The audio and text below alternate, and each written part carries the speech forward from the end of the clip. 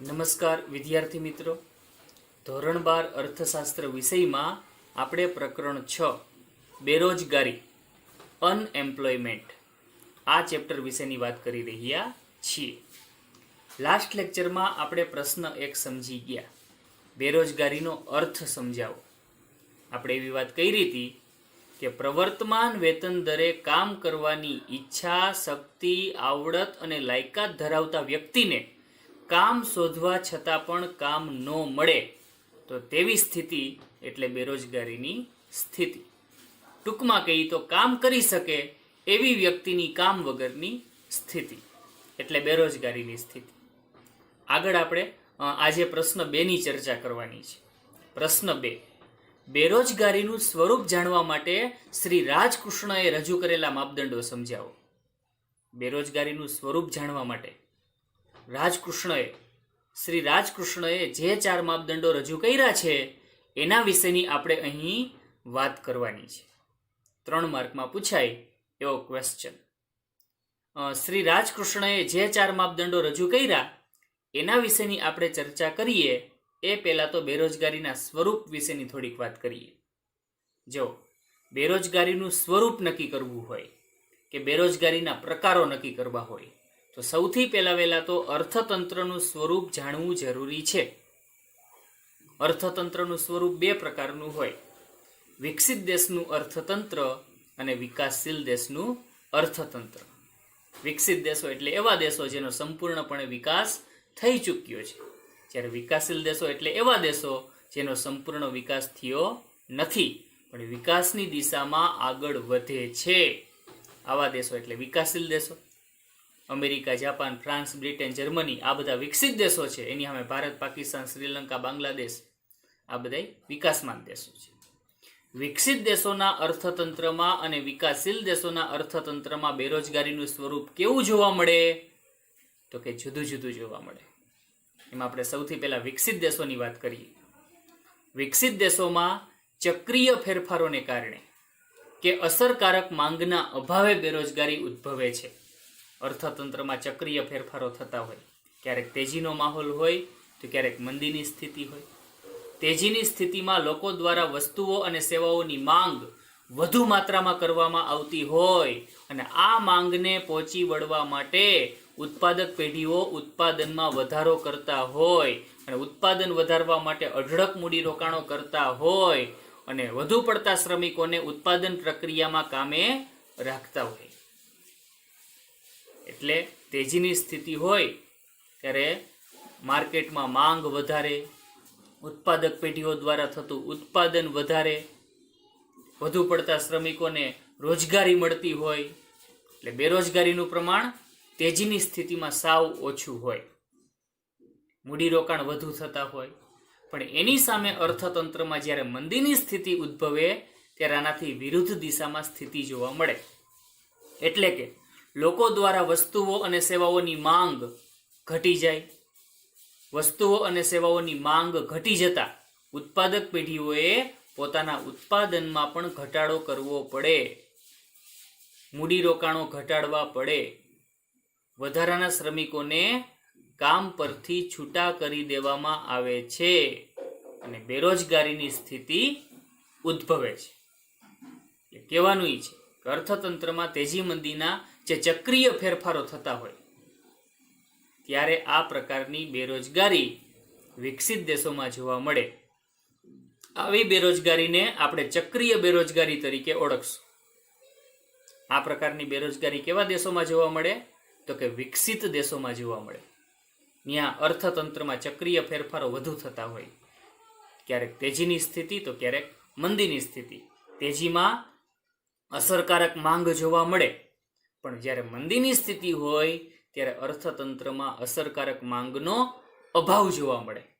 વસ્તુઓ અને સેવાઓની માંગ ઘટી જવાથી જ બેરોજગારીની સ્થિતિ ઉદ્ભવે છે. જોકે આ ટૂંકા ગાળા માટેની બેરોજગારી હોય. અર્થતંત્રમાં અસરકારક માંગમાં વધારો કરી આ પ્રકારની બેરોજગારીને દૂર કરી શકાય છે. એટલે વિકસિત દેશો માટે આ પ્રકારની બેરોજગારી ચિંતાનો વિષય નથી. ટૂંકા ગાળા માટેની બેરોજગારી હોય, અસરકારક માંગમાં વધારો કરીને આ પ્રકારની બેરોજગારી હલ કરી શકાય.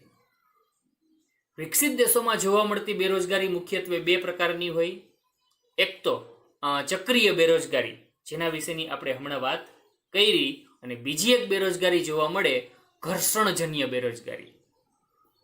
ટેકનોલોજીમાં આવતા ફેરફારને લીધે જે બેરોજગારી ઉદ્ભવે એ ઘર્ષણજન્ય બેરોજગારી.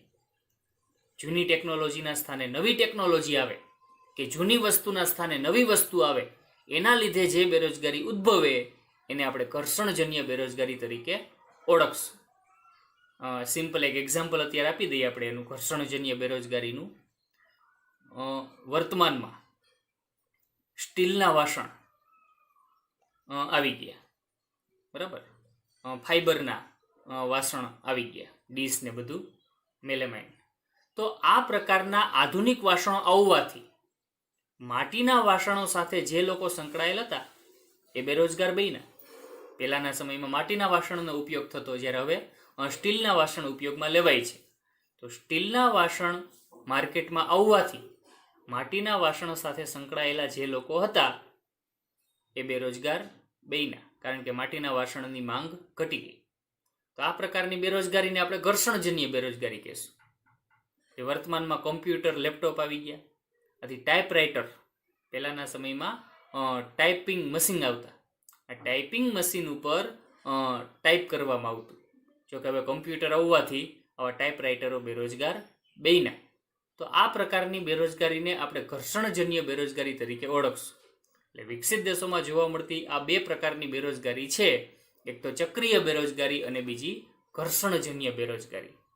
હવે આપણે થોડીક વિકાસશીલ દેશોની વાત કરીએ.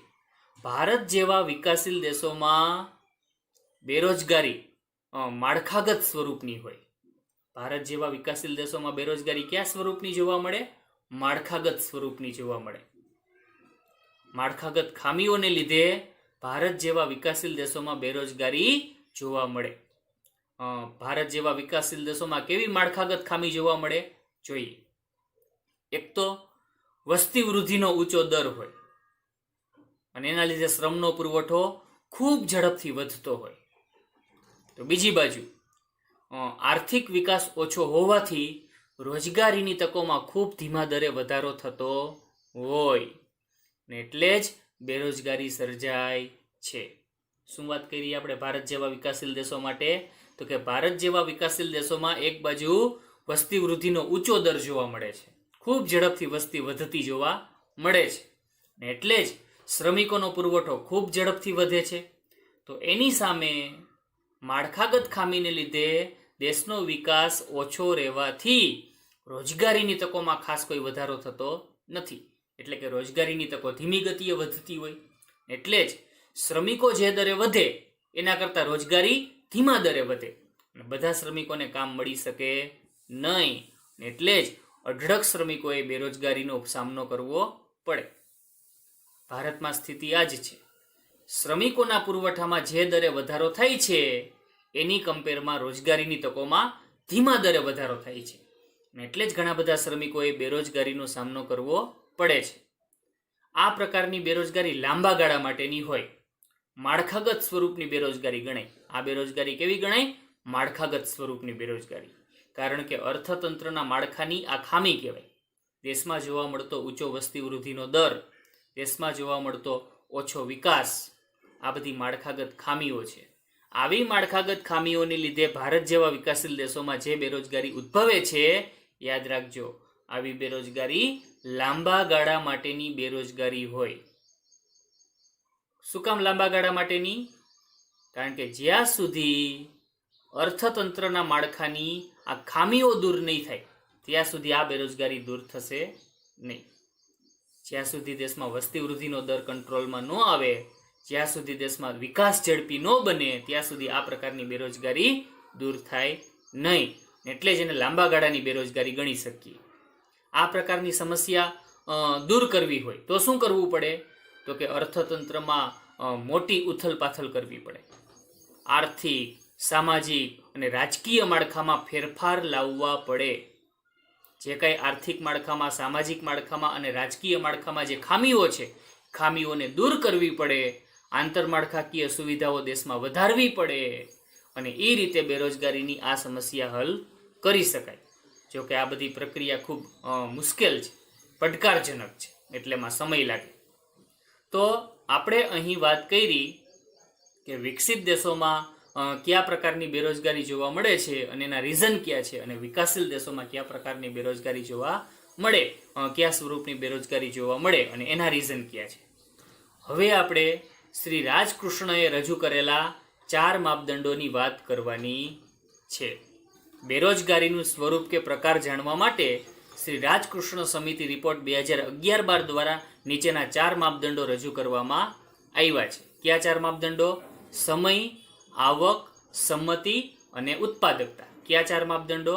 સમય, આવક, સંમતિ અને ઉત્પાદકતા. આ 4 માપદંડો વિશેની હવે આપણે વાત કરવી છે. તેમાં સૌથી પહેલું માપદંડ છે સમય. ઓકે, જોઈ. વ્યક્તિ કામ કરવાની ઈચ્છા અને શક્તિ ધરાવતી હોય. વ્યક્તિ છે એ કામ કરવાની ઈચ્છા અને શક્તિ ધરાવતી હોય, પરંતુ તેને અઠવાડિયામાં 28 કલાક કે તેથી ઓછા કલાક માટે જ કામ મળતું હોય. અઠવાડિયાના 7 દિવસ એટલે અઠવાડિયામાં 28 કલાક કામ મળતું હોય કે 28 કલાકથી ઓછા કલાક માટે કામ મળતું હોય, તો દિવસના 4 કલાક થયા. 7 ચોક 28 એટલે એક દિવસના 4 કલાક થયા. યાદ રાખજો, આ પ્રકારની બેરોજગારીને આપણે તીવ્ર બેરોજગારી ગણશું. આ પ્રકારની બેરોજગાર વ્યક્તિને આપણે તીવ્ર રીતે બેરોજગાર વ્યક્તિ ગણશું. ફરીથી, વ્યક્તિ કામ કરવાની ઈચ્છા ધરાવે છે, કામ કરવાની શક્તિ ધરાવે છે, છતાં પણ જો તેને અઠવાડિયાના 28 કલાક કે તેથી ઓછા કલાક માટે જ કામ મળતું હોય, તો આવી બેરોજગાર વ્યક્તિ તીવ્ર રીતે બેરોજગાર ગણાય. કારણ કે એને દિવસમાં માત્ર 4 કલાક કે એનાથી પણ ઓછા કલાક માટેનું કામ મળે છે. હજી આગળ વાત કરીએ તો, જો વ્યક્તિને અઠવાડિયામાં 28 કલાકથી વધારે કામ મળે, પરંતુ 42 કલાકથી ઓછા સમય માટે કામ મળતું હોય, તો એની બેરોજગારીની જે તીવ્રતા છે એ કેવી ગણાય? ઓછી ગણાય. અઠવાડિયામાં 28 કલાકથી વધારે, પરંતુ 42 કલાકથી ઓછા સમય માટે કામ મળતું હોય, એટલે કે 4 કલાકથી વધારે, દિવસ દરમિયાન 4 કલાકથી વધારે અને 6 કલાકથી ઓછું. આ પ્રકારનું જો દિવસ દરમિયાન કામ મળતું હોય, તો આવી વ્યક્તિની બેરોજગારીની જે તીવ્રતા છે એ કેવી ગણાય? ઓછી. તો સમયને આધારે આ રીતે આપણે બેરોજગારીનું માપન કરી શકીએ. બીજું માપદંડ કયું છે? આવક.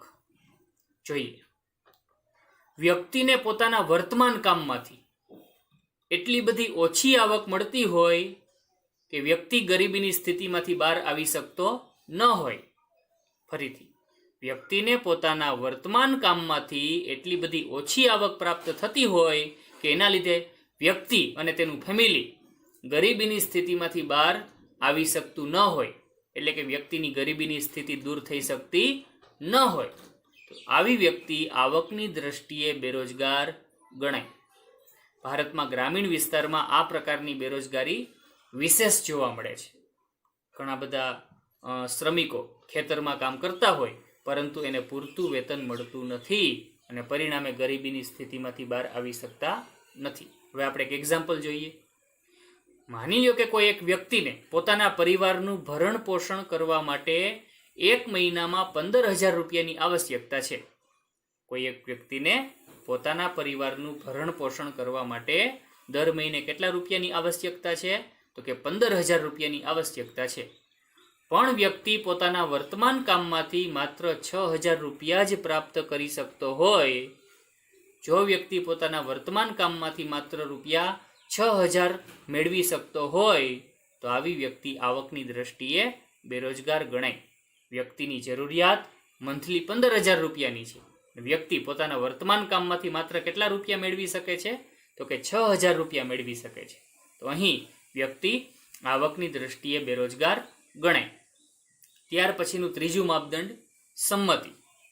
રાજકૃષ્ણ સમિતિએ જે 4 માપદંડો રજૂ કર્યા છે બેરોજગારીનું સ્વરૂપ કે બેરોજગારીના પ્રકારો નક્કી કરવા માટે, જે 4 માપદંડો રજૂ થયા છે એમાંનું ત્રીજું માપદંડ છે સંમતિ. એના વિશેની આપણે વાત કરીએ. વ્યક્તિ જે કામ માટેની લાયકાત ધરાવતો હોય, તે લાયકાત મુજબનું જો વ્યક્તિને કામ ન મળે, વ્યક્તિ જે કામ માટેની લાયકાત ધરાવે છે એ લાયકાત મુજબનું જો વ્યક્તિને કામ ન મળતું હોય તો આવા સંજોગોમાં વ્યક્તિએ શું કરવું પડે? લાયકાત કરતાં ઓછી લાયકાતવાળું કામ સ્વીકારવું પડે. વ્યક્તિની જે લાયકાત છે એનાથી ઓછી લાયકાતવાળું કામ સ્વીકારવું પડે. અને આથી જ આવા કામથી વ્યક્તિને આવક પણ ઓછી પ્રાપ્ત થશે. અર્ધ બેરોજગારીની સ્થિતિ કહેવાય. બરોબર. અહીં વ્યક્તિએ સંમતિ આપવી પડે છે. વ્યક્તિની જે લાયકાત છે એ લાયકાત મુજબનું વ્યક્તિને કામ મળતું નથી, અને એટલે જ વ્યક્તિએ ઓછી લાયકાતવાળું કામ સ્વીકારવું પડે છે. ને એટલે જ વ્યક્તિને પોતાના વર્તમાન કામમાંથી ખૂબ ઓછી આવક મળે છે. આ બાબતે વ્યક્તિએ સંમત થવું પડે છે. આ પ્રકારની સ્થિતિને આપણે અર્ધ બેરોજગારીની સ્થિતિ ગણશું. હવે એક એક્ઝામ્પલ છે એ જોઈ લઈએ. ચાર્ટર્ડ એકાઉન્ટન્ટની ડિગ્રી ધરાવનાર વ્યક્તિએ જો ક્લાર્ક તરીકે કામ કરવું પડે તો અર્ધ બેરોજગારીની સ્થિતિ ગણાય. વ્યક્તિની ડિગ્રી ચાર્ટર્ડ એકાઉન્ટન્ટ તરીકેની છે, પણ ચાર્ટર્ડ એકાઉન્ટન્ટ તરીકે જો વ્યક્તિને કામ ન મળી શકતું હોય તો વ્યક્તિએ ક્લાર્ક તરીકેનું કામ સ્વીકારી લેવું પડે. તો વ્યક્તિને પોતાની ક્ષમતા કરતાં ઓછી આવક મળશે. અર્ધ બેરોજગારીની સ્થિતિ ગણાય. આ બાબતમાં સંમતિ વ્યક્તિએ શું કામ આપવી પડે છે? કારણ કે લાયકાત મુજબનું કામ નથી મળતું, એટલે ઓછી લાયકાતવાળું કામ સ્વીકારવાની બાબતમાં વ્યક્તિએ સંમત થવું પડે છે. ઓકે. ચોથું માપદંડ છે ઉત્પાદકતા. શ્રમિકની વાસ્તવિક ઉત્પાદન ક્ષમતા જે હોય, એટલે કે શ્રમિકની કામ કરવાની જે ક્ષમતા છે એના કરતાં વ્યક્તિને હાલ ઓછી ઉત્પાદકતાએ કામ કરવું પડતું હોય તો ઉત્પાદન ક્ષમતા કરતાં ઓછું ઉત્પાદન થશે. શું કીધું? શ્રમિકની વાસ્તવિક ઉત્પાદન ક્ષમતા જે હોય એના કરતાં વ્યક્તિ હાલ ઓછી ઉત્પાદકતાએ કામ કરતો હોય તો ઉત્પાદન ક્ષમતા મુજબનું થશે નહીં. શ્રમિકની ઉત્પાદન કરવાની જે ક્ષમતા છે એના કરતાં ઓછું ઉત્પાદન થશે. અને યાદ રાખજો, આવી વ્યક્તિ ઉત્પાદકતાની દ્રષ્ટિએ બેરોજગાર વ્યક્તિ ગણાય. એક્ઝામ્પલ જોઈએ એટલે વધારે આઈડિયા આવશે, વધારે ખ્યાલ આવશે. માની લો કે કોઈ એક વ્યક્તિ છે એક જ દિવસમાં 5 કપડાની જોડી સીવવાની ક્ષમતા ધરાવે છે. કોઈ એક દરજી છે એ એક જ દિવસમાં કેટલી જોડી કપડાં સીવી શકે છે? 5 જોડી કપડાં સીવવાની ક્ષમતા ધરાવે છે. પણ વ્યક્તિને માત્ર 2 જોડી કપડાં સીવાય એટલું જ કામ મળતું હોય તો વ્યક્તિ છે એ ઉત્પાદકતાની દ્રષ્ટિએ બેરોજગાર કહેવાય.